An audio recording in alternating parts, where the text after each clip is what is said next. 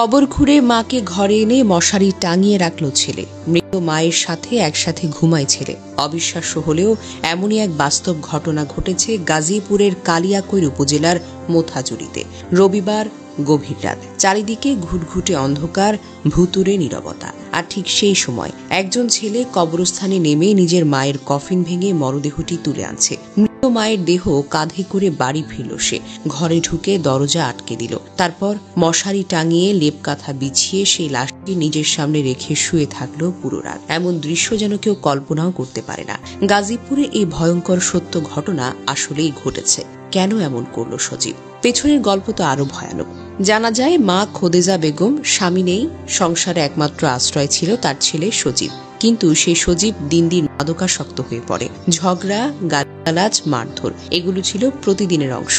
গত শনিবার দুপুরে বাগবিতণ্ডার এক পর্যায়ে অপমান ও যন্ত্রণায় ভেঙে পড়েন খোদেজা। ক্ষোভ, অবহেলা, একাকিত্বের দুঃসহ ভার বইতে না পেরে গলায় ফাঁসি দিয়ে হত্যা করেন। পুলিশ নিয়ে যায়, মর্গে পাঠায়। রবিবার সন্ধ্যায় তাকে দাফনও করা হয়। পরিবার, স্বজনদের চোখে পানি, আয়াত কিরা তার কান্নায় ভেঙে পড়া মানুষেরা। সবই শেষ ভেবে সবাই বাড়ি ফিরে গেল। কিন্তু রাতে সজীবের ভয়ঙ্কর সিদ্ধান্ত শুরু হয়। রাত গভীর হলে সজীব চুপি চুপি কবরস্থানে যায়। হাতে কোদাল, মাটি খুঁড়তে শুরু করে। কবরের মাটি কাটার শব্দ কেউ শুনতেও পায়নি, অথবা কেউ ভাবতেও পারেনি এমন কিছু ঘটতে পারে। কিছুক্ষণ পর সে নিজের মায়ের দেহটা তোলে একেবারে কবর থেকে। মায়ের মাথার চুলের সঙ্গে লেগে থাকা মাটিও ঝেড়ে দেয়। তারপর হাঁটতে হাঁটতে ঘরে এসে দরজা বন্ধ করে। ঘরের ভেতর মশারি টাঙিয়ে বিছানায় লেপ কাঁথা দিয়ে মাকে যেন আবার জীবিত করার একটা ক্ষুদ্র প্রচেষ্টা।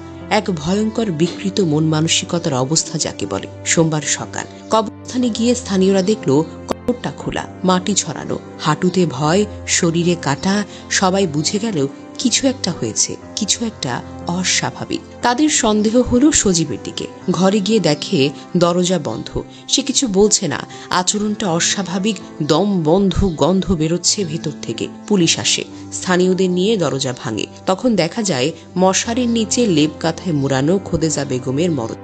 দেহ থেকে উঠছে অসহ্য গন্ধ। একটি ছেলে নিজ মায়ের পতন ধরা দেহ নিয়ে রাত কাটিয়েছে। এই দৃশ্য দেখে কেউ কথা বলতে পারেনি। অনেকে বেহুশ, অনেকের মুখ তো শুকিয়ে গেছে। দাফনের আগের রাতে সজীব ফোন করে মামাকে বলে, মাকে মাটি দিলে কেন? তোমাদেরকে মেরে ফেলবো। এই হুমকির কারণে পুরো পরিবারে এখন আতঙ্ক যেন ছড়িয়ে পড়েছে। লোকজন ঘর থেকে বের হতে ভয় পাচ্ছে। খোদেজার ভাই আব্দুল মান্নান মিয়া বলেন, ও বলছে আমারে করবে, আমরা সবাই ভয় পাচ্ছি। ফুলবাড়িয়া পুলিশ ক্যাম্পের ইনচার্জ এসআই সুরুজ্জামান বলেন, এটি অত্যন্ত অস্বাভাবিক, ভয়ঙ্কর ও মর্মান্তিক। মরদেহ পুনরায় দাফন করা হয়েছে। সজীবের আচরণ মানসিকভাবে বিকৃত ও বিপজ্জনক। সমগ্র এলাকা জুড়ে এখন একটাই আলোচনা, এক ছেলে কেন নিজের মায়ের লাশ ঘরে এনে মশারির নিচে রেখে দিল? এ কি পাপরোধ, মানসিক বিকার, নাকি মাদকাসক্তির বিভ্রান্তি? গাজীপুরের মানুষ আজও এই ঘটনার কথা বলে শিহরিত হয়ে ওঠে।